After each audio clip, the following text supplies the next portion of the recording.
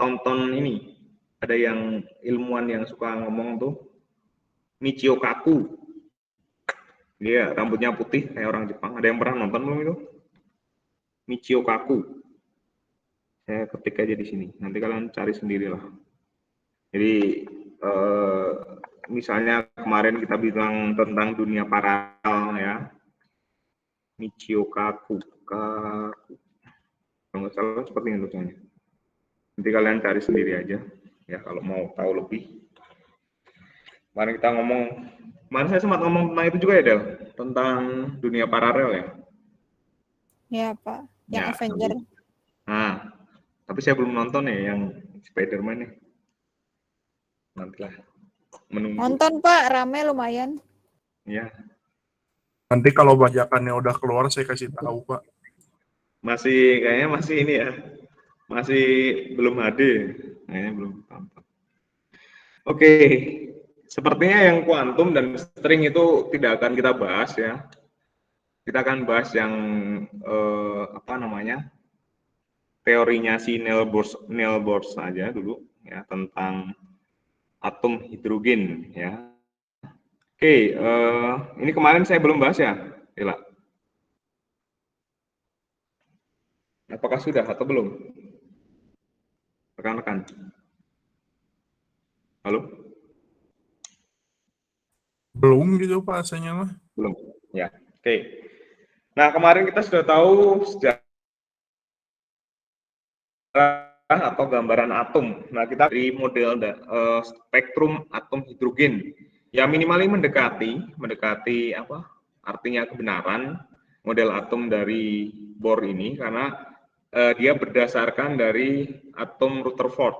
Dia menyempurnakan teori atom Rutherford. Nah, Bohr ini dia mendekati kebenaran ketika bicara tentang atom hidrogen, makanya disebut dengan teori atom hidrogen karena ketika ini diterapkan pada atom yang berelektron banyak, ini seperti misalnya argon, ini ya. Argon itu punya 18 elektron ya, benar ya. Itu kurang tepat ya, tapi ini bisa menjadi gambaran ya. Ketika ini bicara ke atom hidrogen kan hanya terdiri dari satu proton dan satu elektron ya, jadi mendekatilah gitu ya. Nah, kita akan lihat apa namanya? Oh ini Bohr ya. Ini Bohr belum ya kemarin ya? Atau sudah? Halo? Rasanya belum. Oh, terima kasih David. Ya. Pak, Jadi tahun bapaknya rada nge-lag Pak. Oh, sorry. Ya. Nanti ngomong aja kalau memang lag. Jadi tahun 1913 itu Niels Bohr itu menyusun model atom hidrogen. Nah, dia berdasarkan dari model atom Rutherford dan teori kuantum. Ya. Model atom Bohr itu disusun berdasarkan dua postulat. Ya. Yang pertama, bahwa elektron itu mengelilingi inti itu mempunyai lintasan tertentu yang disebut dengan lintasan stasioner dan tidak memancarkan atau menyerap energi. Nah, ini menjawab kegagalan teori Rutherford. Ya. Teori Rutherford itu secara teori itu akan menyebabkan elektron kan kolap ya kemarin tuh. Jadi ketika dia mengelilingi inti, dia akan kehilangan energi ya sehingga bisa bertubrukan dengan inti, jadi kolap. Nah, ternyata kemudian si Bohr ini melengkapi bahwa elektron itu punya lintasan tertentu. Jadi kayak model planet gitu ya. Jadi ini elektron, kemudian ada apa? Mengelilingi orbit tertentu. Nah, ini kan kalau istilahnya kita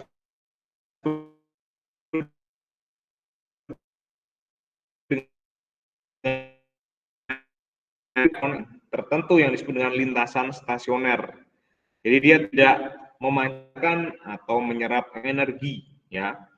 Nah, apa yang terjadi ketika ini kita bisa tahu kita dari lintasan dia mempunyai momentum angulernya, momentum pada gerak melingkar itu kan, masih ingat ya.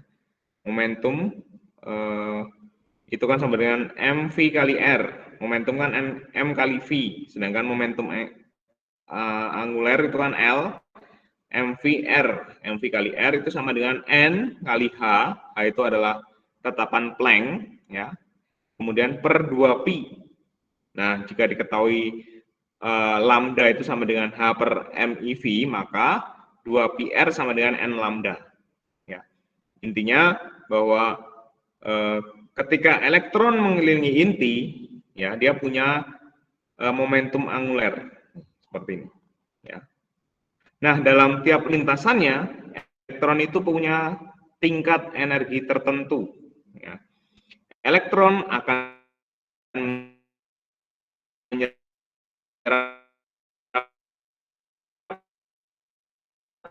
kemarin. Elektron itu energi yang adalah tadi tetapan Planck dan F itu adalah frekuensi, ya. Atau kalau kita hubungkan dengan panjang gelombang, E sama dengan H per lambda. Karena F itu sama dengan V per lambda, ya.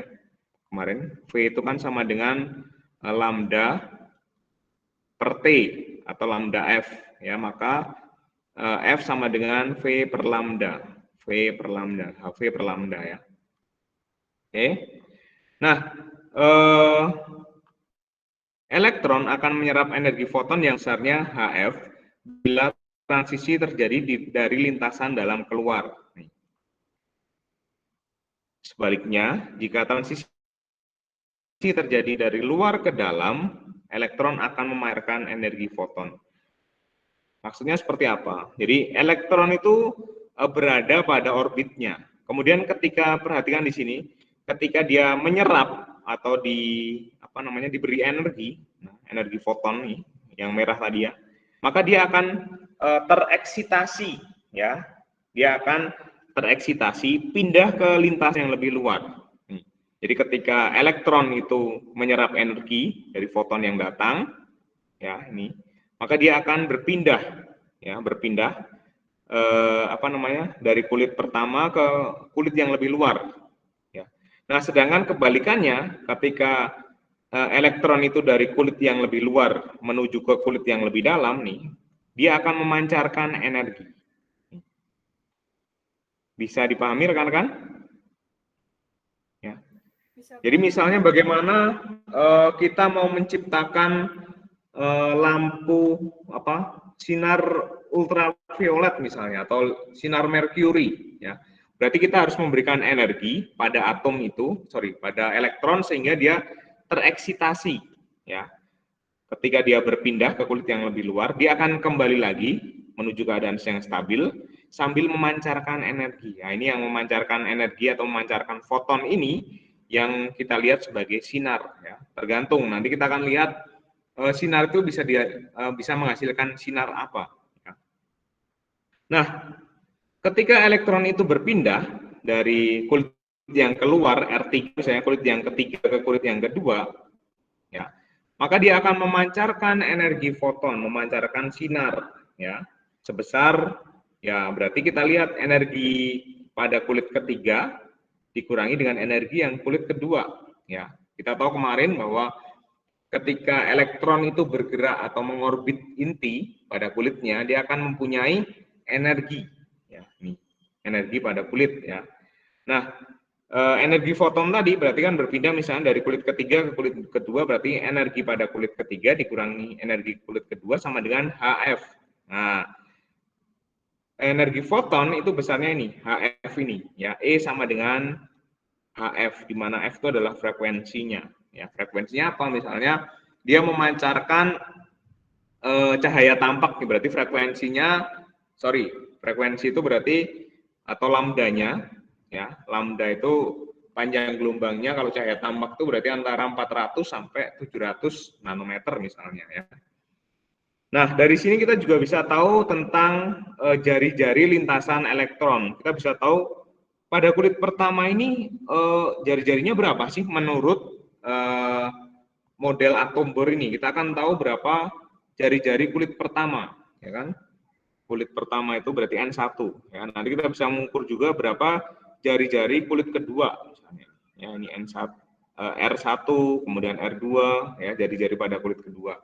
Nah, besarnya ini Rn sama dengan N kuadrat kali R1, di mana N ini adalah kulitnya, kulit pertama, kulit kedua, dan seterusnya. Nah, Sedangkan energinya pada tiap lintasan ini dari kulit ketiga berarti energi elektron pada kulit ketiga misalnya. E2 energi elektron pada kulit kedua. Nah, pada tiap lintasan itu besarnya energi itu adalah En ya. Kulit ke N itu sama dengan E1. E1 itu ada energi pada kulit yang pertama ya, atau energi pada tingkat dasar dibagi dengan N kuadrat. Kulitnya di mana ya? Kulit pertama, kedua, dan ketiga. Di mana E1 itu sama dengan energi tingkat dasar dan besarnya adalah 13,6 eV ya, elektron volt dalam elektron volt ya biasanya. Nah, dari mana ini ya? Dari mana min 13,6 eV ini ya? Atau berapa besarnya jari-jari tadi? Kita akan coba hitung ya. Nah, sekarang kita butuh nilai sekarang. Kira-kira berapa sih jari-jarinya ya? Nah, ini. Kita tahu tadi dari syarat lintasan bor ya, dari L atau momentum angulernya tadi ya, mv kali R itu kan sama dengan NH per 2pi ya. Kita mau nyari V-nya dulu, kecepatan elektron pada kecepatan elektron pada kulit, berarti V, kita nyari V-nya saja, maka MR-nya saya pindah ruas, berarti kalau misalnya kali jadi bagi, berarti NH per 2pi MR ya. N itu kulit, H itu tetapan Planck ya, M itu massa elektron, R itu adalah jari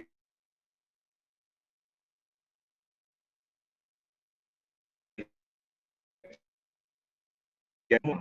Ini jadi kuadrat, ini kok 2 saya kuadratkan jadi 4, ini pi kuadrat, M kuadrat kuadrat. Ya.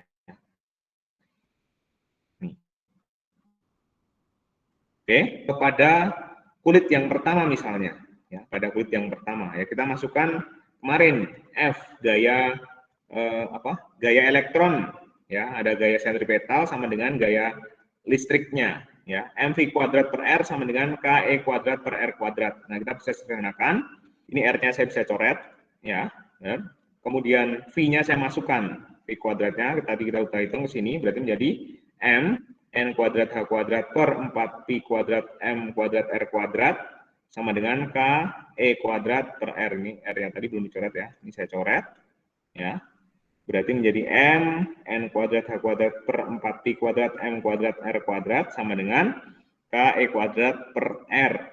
Nah, tujuan kita kan nyari R, jari-jari, berarti ini saya pindah ke ruas yang ke atas ya, jadi oh ini saya coret dulu, ini masih ada R, sorry. Ini ada R, saya coret, ya kan? Berarti menjadi, bentar saya hapus, biar nggak bingung. Oke. Nah, ini berarti M, N kuadrat, H kuadrat per 4pi kuadrat. Tujuan kita R, yang R ini saya pindah ke sini, ya. Berarti R sama dengan KE-nya, kebalikannya, pindah ke bawah. Berarti R itu sama dengan, ya, N kuadrat H kuadrat per 4pi kuadrat M KE kuadrat.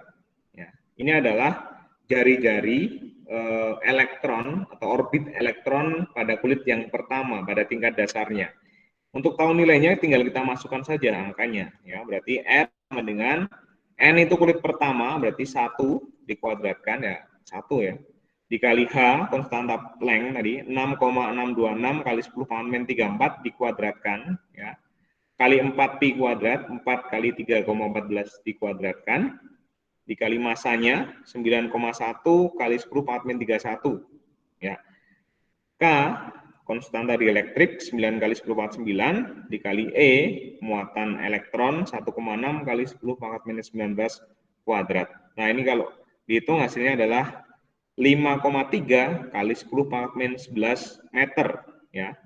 Nah, kemarin kan kita sudah menghitung orbit elektron itu dalam Armstrong. Armstrong itu 10 pangkat min 10 ya, kita rubah aja ya. Berarti jadi maju jadi 0,53 kali 10 pangkat min 10 meter atau sama dengan 0,53 Armstrong ya. Jadi jari-jari orbit R1-nya atau jari-jari orbit elektron pada kulit yang pertama atau pada tingkat dasar itu adalah 0,53 Armstrong. Ya. Nih. Nah, misalnya tadi saya mau tahu berapa jari-jari elektron pada kulit yang kedua, ya berarti R2, ya tinggal kita masukkan ke rumus ini, ya. Berarti R2 itu sama dengan 2 kuadrat kali R1, ya 0,53. Berarti 4 kali 0,53. Berapa? Tolong dihitungkan. 4 kali 0,53. Rekan-rekan? Halo? Ulah. 4 kali 0,53 berapa? Rekan-rekan? 2,12 bukan sih, Pak?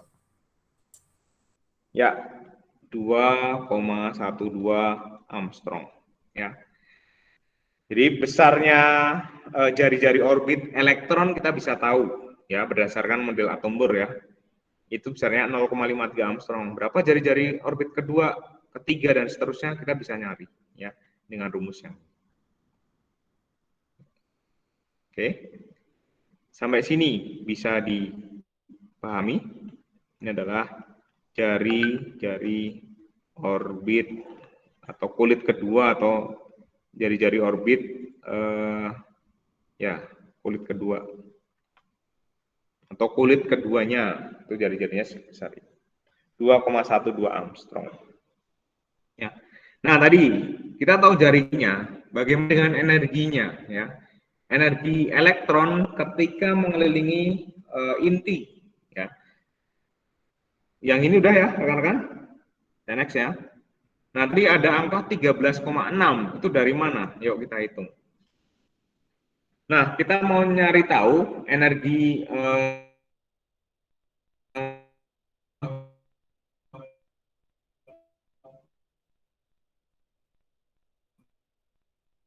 masih ada energi potensial dan energi kinetiknya karena dia bergerak, punya kecepatan dan dia punya potensial listrik. Antara elektron dan proton kan pasti punya potensial listrik. Kita bisa hitung ya. Pertama kita lihat dulu berapa sih kecepatan orbit elektron pada kulit pertama. Ya, ya tinggal kita masukkan V sama dengan NH per 2Pi MR. Ya, rumus yang pertama tadi ini. Ya, ini yang belum dikuadratkan. Ya, tinggal saya masukkan saja. N itu kulit yang pertama, berarti N-nya 1 kali H, massa Planck, dibagi 2 kali 2Pi kali M, massa elektron, kali R. Tadi kan kita udah menghitung ya, R-nya adalah 0,53 Armstrong.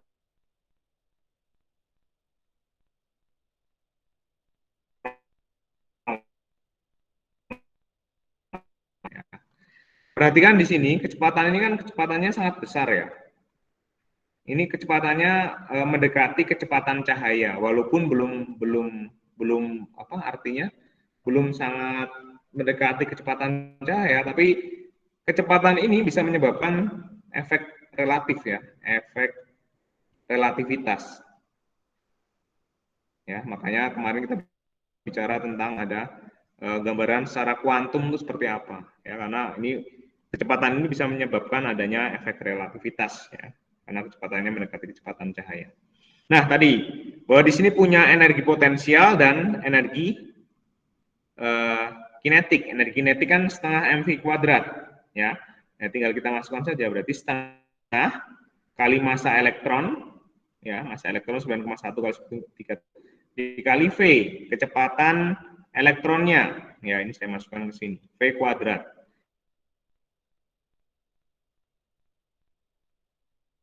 Hasilnya adalah 2,179 kali 10 pangkat 15. Nah, ini adalah energi kinetiknya.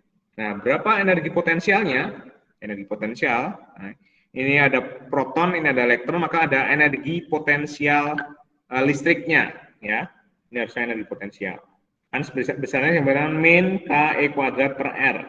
Ya, min K itu 9 kali 10 pangkat 9, konstan tadi elektrik. E itu adalah muatan elektron 1,6 kali 10 pangkat min 19 dikuadratkan dibagi dengan R. R itu jari-jari elektron ya, tadi 5,3 kali 10 pangkat min 11 ya. Ini kalau dihitung adalah min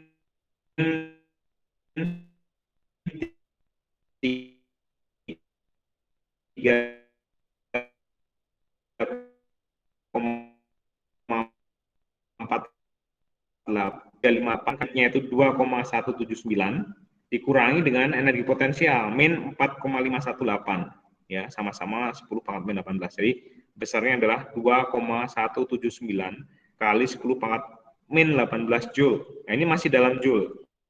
Nah, kalau kita rubah dalam EV, kita bagi dengan muatannya, elektron volt. Berarti kita bagi dengan muatan elektron. Muatan itu sebesar 1,6 kali 10 pangkat min 19. Ya, jadi dari Joule ke EV, ya tinggal dibagi dengan muatan elektron. Ya, 1,6 kali 10 pangkat min 19. Dan ini kalau dihitung hasilnya adalah 21 bagi, ini kalau naik ya, kita samakan, ya kan? Jadi 21 bagi 1,6 ya. Besarnya sekitar 13,6. Ini minus ya. Ini minus 2 kurangi 4 kan minus ya. Ini minus, ini harusnya minus ya. Di min 13,6. Energi elektron pada tingkat dasar atau pada kulit yang pertama ya. Besarnya adalah min 13,6 eV ya. Nah, tadi misalnya berapa energi elektron pada kulit yang kedua? Ya. Kulit yang kedua kalau ada elektron berapa besarnya? Tinggal masukkan ke sini ya. Energi elektron pada kulit kedua berarti E2 sama dengan min 13,6 eV dibagi dengan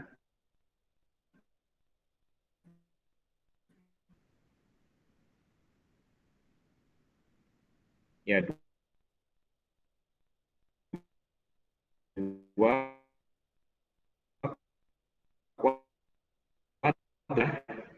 min 3,4 elektron volt ya.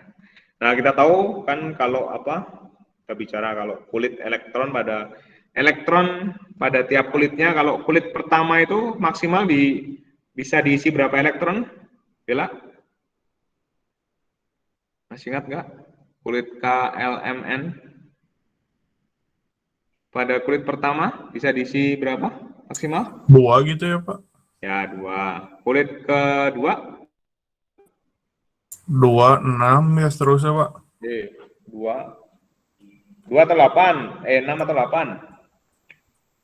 Tar. Bentar, rada 8, lupa, Pak. Pak.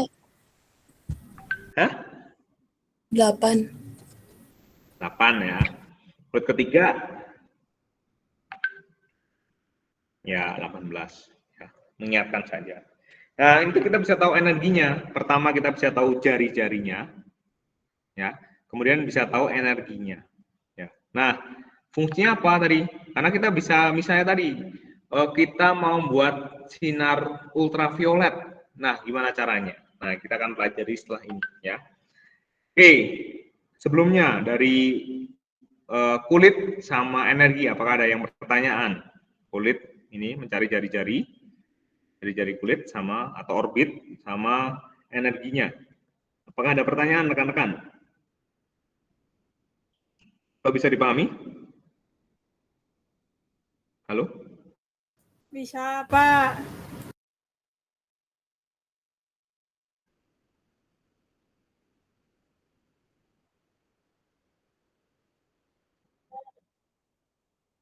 Thank you. Oke, kita akan lihat itu dalam spektrum atom hidrogen. Ya, ini berdasarkan dari teori Niels Bohr tadi ya. Jadi prinsipnya gimana tadi? Ketika elektron itu pindah lintasan dari kulit yang terluar menuju kulit yang lebih dalam, ya, dia akan melepaskan atau memancarkan energi atau memancarkan sinar, memancarkan foton, ya. Dia kalau berpindah dari kulit keluar, misalnya dari kulit ketiga ke kulit yang kedua, kulit yang pertama. Nah, ini pasti dia akan sambil memancarkan energi atau memancarkan sinar. Sedangkan kalau elektron itu menerima energi, maka dia akan tereksitasi. Artinya dia akan berpindah dari kulit yang dalam menuju kulit yang keluar. Ya, karena dia menyerap energi, ya. Nah, ketika elektron pindah dari lintasan B ke lintasan A, dari lintasan yang luar ke lintasan yang dalam, maka akan terjadi pancaran foton sebesar tadi EB min EA sama dengan F ya. Di mana F itu kan sama dengan apa? Tadi saya bilang kan V itu sama dengan F kali lambda ya. Masih ingat nggak ini? Atau oke, kita mulai dari ini aja kalau lupa. Saya hapus. Ini saya yang dari rumus yang kalian ingatkan, kecepatan V itu kan sama dengan lambda per T, ya kan? Meter per second. Lambda itu meter, T itu second ya.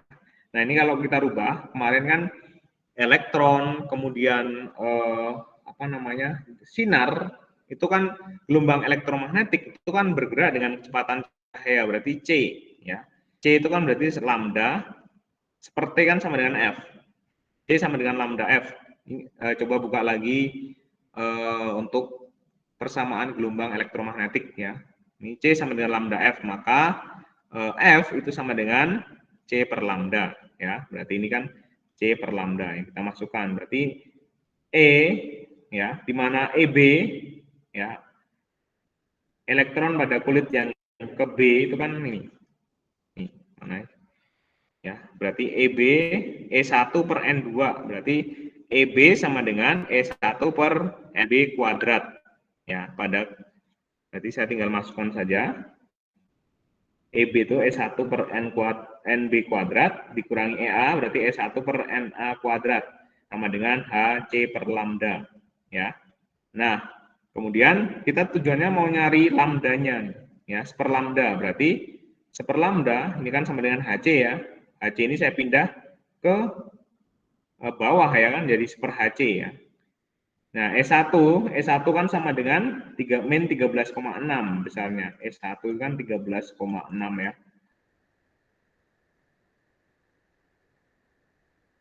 Jadi berarti seper lambda sama dengan 13,6 per HC dalam kurung 1 per NA kuadrat per 1 per NB kuadrat. Ini E1-nya saya keluarkan, karena ini ada E1, saya keluarkan jadi seperti ini. Nah, ini 13,6 dibagi HC, ini kan konstanta. Ya. 13,6 dibagi H itu konstanta Planck, dan C itu kecepatan cahaya, 3 kali 10 × 8. Ya. Kalau dicari nilainya itu adalah ini, 1,097 kali 10 pangkat 7. Nah, ini disebut dengan R atau tetapan Rayburn ya. Ini besarnya segini. Berarti kalau kita mau cari tahu berapa sih panjang gelombang yang dipancarkan tadi, pancaran foton tadi besarnya dan ya, seper lambda itu sama dengan R dalam kurung 1 per NA kuadrat min 1 per NB kuadrat ya. Nah, beberapa ilmuwan ini menyelidiki ya, ketika elektron ya berpindah atau berpindah dari lintasan luar ke dalam ini tadi ya, misalnya berpindah dari lintasan kedua ke lintasan pertama, intinya yang menuju ke lintasan pertama ya. Jadi lintasan kedua ke lintasan pertama, lintasan ketiga ke lintasan pertama, dan seterusnya, maka dia akan membentuk deret ya, deret Lyman ini. Karena ini yang melakukan percobaan adalah Lyman ya. Nah, pada deret Lyman ini akan menghasilkan sinar ultraviolet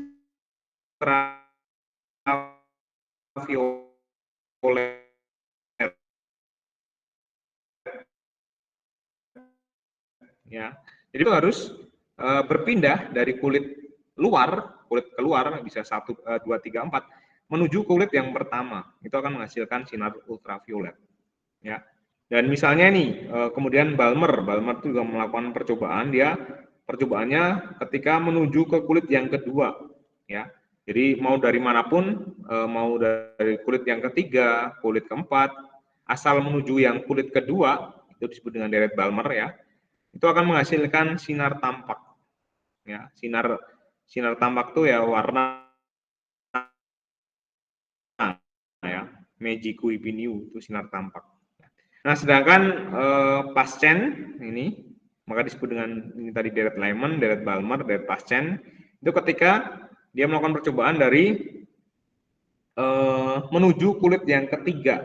Jadi misalnya dari kulit 4, 5, 6, kalau menuju ke kulit ketiga dia akan menghasilkan ini sinar inframerah dan seterusnya. Ini ada deret Paschen, deret Brackett, dan deret Evan ya.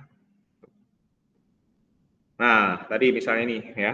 Misalnya dari kulit kedua ke kulit yang pertama, ini deret Lyman kan. Kulit kedua ke kulit pertama, kulit ketiga ke kulit pertama, kulit keempat ke kulit pertama, ini deret Lyman ini ya. Balmer itu yang menuju ke kulit kedua, Paschen yang menuju kulit ketiga, Brackett yang menuju ke kulit keempat, Pivan itu yang menuju ke kulit kelima. Nah, misalnya nih, untuk mencapai panjang gelombang maksimum, panjang gelombang maksimum itu ini berkebalikan dengan energinya. Panjang gelombang itu berarti kan frekuensinya minimum. Ya. Frekuensi minimum berarti energinya kecil. Nah, untuk mencapai panjang gelombang yang maksimum ya atau frekuensi minimum, maka dia harus berpindah misalnya dari hanya selisih satu ini aja, satu orbit atau satu kulit. Jadi misalnya dari kulit ketiga ke kulit kedua ya.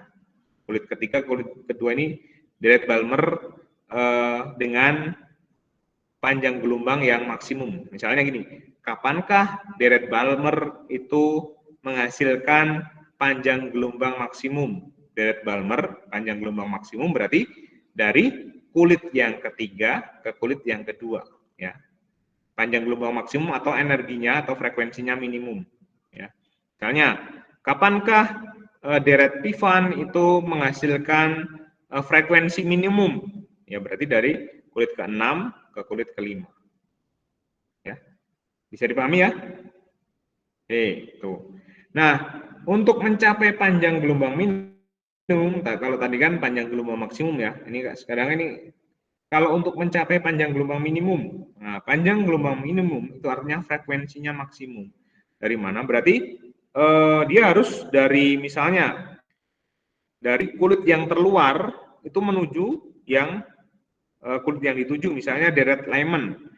Dia mau menghasilkan panjang gelombang yang minimum atau frekuensi maksimum, maka kulit dia harus berpindah elektron tadi, kulit yang paling luar, misalnya ini, ya, ketika E-nya tak hingga atau 0, ya menuju ke sini, ya berpindahnya dari luar kemudian menuju ke kulit yang pertama. Ya ini adalah panjang gelombang minimum pada deret Lyman misalnya ya. Jadi dari intinya kalau maksimum frekuensi maksimum itu pasti NB-nya sama dengan infinite atau tak hingga. Karena kalau kita masukkan seper NB-nya infinite ya, seper infinite ya, seper infinite itu kan sama dengan 0. Ini sama dengan 0. Jadi hanya dihitung ini saja sih. Ya. Tuh. Nah, untuk mencapai gelombang pada tingkat tertentu ya tinggal dimasukkan saja ya angkanya. Nanti kita akan lihat contohnya. Nah, kelemahan model atom Bohr itu ada beberapa. Itu yang pertama, bahwa lintasan elektron yang mengelilingi inti itu ternyata sangat rumit, bukan berupa lingkaran saja ya. Itu kan kemarin kita lihat pada model atom modern ya atau kuantum, itu kan elektron itu mengelilingi inti kan kebermungkinan ya, kemungkinan. Jadi bukan seperti lingkaran seperti ini saja ya. Ini kelemahan atom Bohr ya. Kemudian yang kedua itu hanya dapat menerangkan atom hidrogen saja ya. Tidak untuk atom elektron banyak karena kebermungkinannya sangat banyak ya. Kemudian tidak dapat menerangkan pengaruh medan magnet terhadap spektrum atom, ini disebut dengan efek Siemens ya. Dan tidak dapat menerangkan kejadian-kejadian dalam ikatan kimia dengan baik. Kita tahu bahwa kalau ikatan kimia itu kan sebenarnya yang terikat apa pada reaksi kimia itu? Bella? Ya, Halo. Pak. Sebenarnya kalau ikatan kimia itu yang terikat apanya sih? Elektronnya. Elektronnya, benar ya. PeB, PI, Pak. Hah? PeB, PI. Apa itu? Pasangan elektron bebas, pasangan elektron tinggal lupa. Ya, seperti itulah. Jadi elektron terluarnya kan, ikatan tuh bukan pada intinya kan. Misalnya H2O ya kalau nggak salah itu, oksigen itu berapa sih? Yang kalau kalian buat itu ya, terus ini terikat, ini apa? Hidrogen, ini oksigen itu ya. Itu kan elektron valensinya ya kalau nggak salah yang terikat tuh. Ya. Jadi bukan pada intinya ya. Nah, ini tidak bisa, atom Bohr tidak bisa menjelaskan tentang itu, tentang ikatan kimia ini dengan baik ya. Itu. Oke, sampai sini rekan-rekan, apakah ada pertanyaan? Belum? Tidak ya? Kalau tidak, kita akan lihat ke contoh biar lebih jelas. Nah, misalnya nih, contoh yang pertama. Oke. Tentukan besar energi yang diserap elektron agar elektron tereksitasi atau berpindah dari kulit eksitasi itu berarti dari dalam keluar atau tingkat dasar.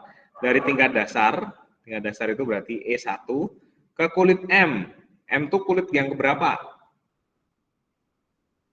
KLM, berarti kulit yang ke-3. Ya, maka kita harus tahu berapa besar energinya. Berarti kita cari dulu E3 ya.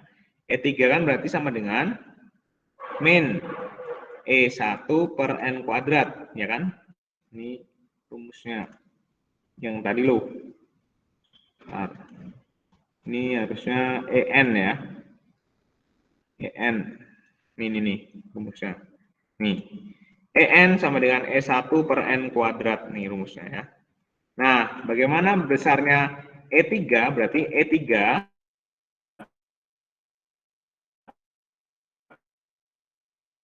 min E1 kan mana bagi dengan N kuadrat 3 kuadrat atau 9 min 13,6 bagi 9 berapa? 13,6 bagi 9 13,6 bagi 9 benar ya, dari kulit ketiga 1,51 ya, min 1,51 eV ya. Nah, sedangkan elektron pada tingkat dasar berarti E1 itu kan sama dengan min 13,6 ya, elektron volt. Nah, berapa besar energi yang diserap? Ya, energi yang diserap. Tadi ya, berarti ini sama dengan atau delta E ya, itu dari E3 E1 ya. E3 itu kan min 1,51 dikurangi dengan E1 min 13,6 ya. Atau min 1,51 ditambah 13,6. Berapa? 13,6 dikurangi 1,51. 12,09 elektron volt. Perhatikan rekan-rekan, di sini nilainya plus. Kenapa? Karena dia menyerap. Ya, jadi ketika menyerap maka energinya positif. Ya, makanya ketika melepas ya energinya negatif. Sampai sini, rekan-rekan, apakah ada pertanyaan? Halo, bisa dipahami? No, sir. No. Oke. Nah, nanti kalau misalnya berapa energi yang diserap agar elektron berpindah dari kulit yang kedua ke kulit yang ketiga misalnya, tinggal dicari saja. Ya. Oke, sama. Sekarang kedua, yuk. Nomor 2, hitunglah panjang gelombang maksimum, ya, lambda maksimum atau frekuensi minimum dari deret Balmer. Ya, tadi deret Balmer tuh menuju kulit yang kedua nih. Deret Balmer tuh menuju kulit yang kedua. Nah, karena panjang gelombangnya maksimum, ya maksimum berarti kan frekuensinya minimum tuh. Berarti dia hanya berpindah satu kulit saja, ya. Berarti kalau dia menuju ke kulit kedua, maka untuk menghasilkan panjang gelombang yang maksimum atau frekuensi yang minimum, energinya kecil, maka dia hanya berpindah dari kulit ketiga ke kulit kedua. Ya, yang kita cari apa tadi? Panjang gelombang maksimum ya. Berarti kita masukkan ke rumus saja ya. Berarti 1 per lambda sama dengan tadi nih, R dalam kurung 1 per kulit yang di lintasan yang dituju itu NA, berarti per 2 kuadrat dikurangi 1/, N3 ya, 9 ya. Ini ya. R itu 1,97 kali 10 pangkat 1,097 kali 10 pangkat 7 ya ini ya. 1,097. Karena kan kalau ada yang mau ditanyakan, silakan sambil ditanyakan ya. 10 pangkat 7 dikali 1/4 kurangi 1/9. Ya, ini seperlambdanya ya. Maka seperlambda sama dengan 1,097 kali samakan penyebut ini ya. Jadi 36 ya. 36 ini kali 9, 9 kurangi 4, 5/36. 10 pangkat 7. Jadi berapa? Guys, 1,097 kali 5 bagi 36. 1,097 kali 5 bagi 36. Ya, ini adalah seperlambda sama dengan 0,152 ya kali 10 pangkat 7 ya. Nah, ini seperlambda, maka lambda ya, lambda berarti sama dengan 1 per dibalik sekarang 0,152 ini dibalik dari 10 pangkat min 7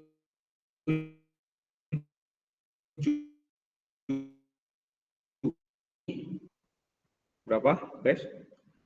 1 dibagi 0,152 657 ya. Besarnya adalah 6,57 kali 10 pangkat min 7 meter. Nah, ini sama dengan kalau kita jadikan pangkat 9 kan, jadi 657 kali 10 pangkat 789 min 9 ya meter atau 657 nanometer. Nah, 657 nanometer ya itu termasuk panjang gelombang cahaya untuk warna merah ya. Jadi pada deret Balmer panjang gelombang maksimum atau frekuensi minimumnya karena dia cahaya tampak ya tadi terbukti ya ini dia memancarkan warnanya warna merah ya. Panjang gelombangnya kan tertinggi tapi energinya atau frekuensinya minimum 657 nanometer. Sampai sini rekan-rekan, apakah bisa dipahami? Halo? Ya, ini sesuai dengan tadi David Balmer itu dia sinar tampak, maka ketika panjang gelombangnya maksimum atau energinya minimum atau frekuensinya minimum pasti warnanya ya warna merah ya. Kalau panjang gelombangnya atau energinya terbesar kalau cahaya tampak kan tadi yang saya bilang sekitar 700-an. Sekitar 400-an ya. Violet, Magicu Hibiniu, berkati ungu ya. Makanya disebut dengan ultraviolet. Ultra itu melebihi ungu ya, ultraviolet. Seperti itu rekan-rekan? Bisa dipahami? Halo? Sudah difoto? Edward? Udah, Pak. Oke. Nah, sekarang saya next dulu. Nah, tadi kita bicara juga tentang jari-jari. Nah, jika diketahui jari-jari lintasan atom hidrogen pada kulit yang pertama itu adalah ini tadi.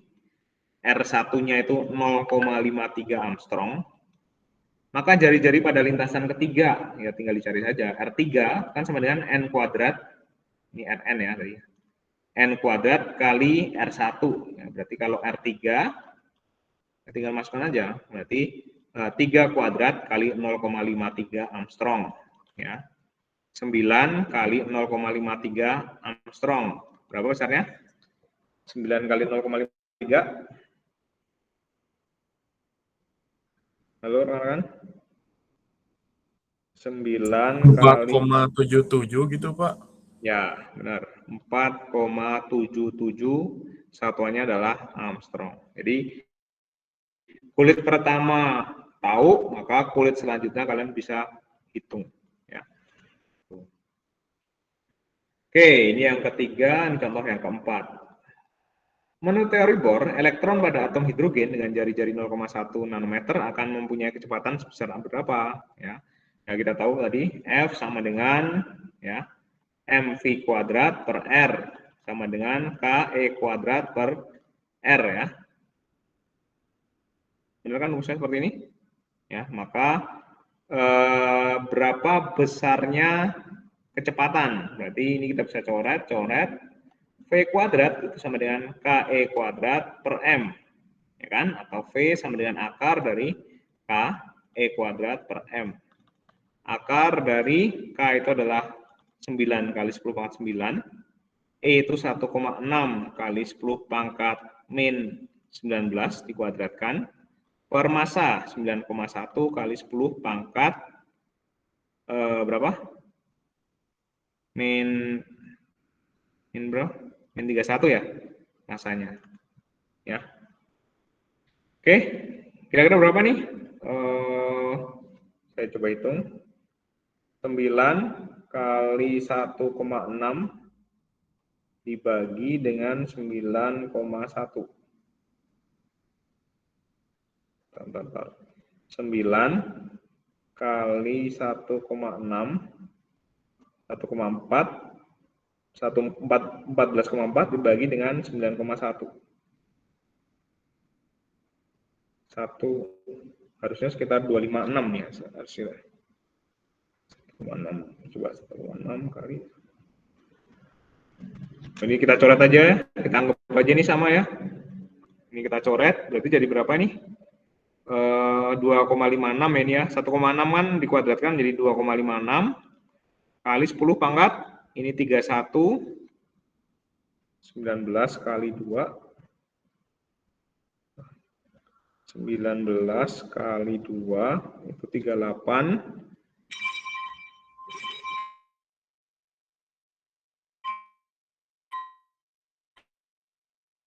Yuk, satu naik jadi ya. Ini jadi min 38 kurangi 31, 7. Ini 10 pangkat berapa jadinya? 31 tambah 9. Itu jadi 340 ya. 40 kurangi 38. Ya. Pangkat 2 ya. Benar atau pangkat 4? Bentar. 19 kali 2 itu 38. Ya, 38 ini naik 31 tambah 9 kan 40 ya. 10 pangkat 2 gini ya. Berarti V-nya itu adalah 1,6 kali 10 pangkat berapa nih? Coba saya cek dulu. Double soalnya. Nih. Oh, ini kali R-nya. R-nya belum ada. Ya, sorry. Ini masih ada R-nya.